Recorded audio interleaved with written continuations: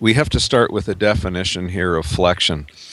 There's flexion movement, and people know what I mean by that. In that, when you flex or bend your spine forward, that's flexion movement. Right. The other kind of flexion is flexion moment, which is the effort of trying to flex, but you do not move the spine, if you can imagine that. So flexion moment is very different from flexion movement. Yep. So let's talk about flexion movement. Yeah. As if someone was flexing their spine doing a sit-up. Well, here it all gets down yet again to how people are putting exercise programs together. Let's take a yoga practitioner who does all kinds of bending exercises. They will get away with that if they haven't created these delaminations in the collagen of their disc, and if they haven't lifted heavy. So my point is, if you lift heavy and do spine flexion movement, as in lots of sit-ups, those two are counter-opposed. That's a poor choice of exercise combination. Right. So if all you're going to do is yoga without much load and a few sit-ups and that kind of thing, you might get away with it. But now if you're going to throw in weight training and starting to lift heavy, you can't do sit-ups and yoga and all of these heavy bending exercises. So you've got to pick one. Yeah.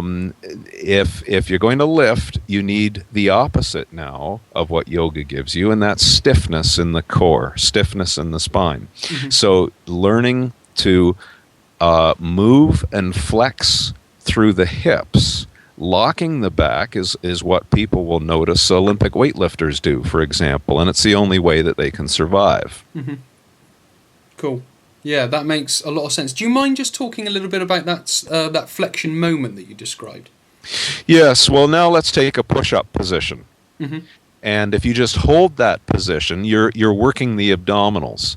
So that is a flexion moment exercise because it's challenging the abdominals, but you're not flexing with motion into it. Yeah. So the spine now is quite resilient against the delamination injury process, the cumulative trauma process I was talking about earlier. Let's take a progression there. So we could have, let's replace sit-ups. Yeah. And if a person was to then start with a push-up posture, just hold it, and then they could put their elbows on a gym ball, clasp their hands together, and have the feet apart on the ground, and now they can do what we call the stir the pot exercise, which would be the next level in the progression, which is a terrific abdominal moment exercise. In that you're really challenging the abdominals. Now, some people have misquoted me and they said, oh, McGill's against flexion. But it's kind of a junior view of what we do. I never said don't do flexion moment work, and then I'll read this tripe on the internet. We listened to McGill and we got so weak that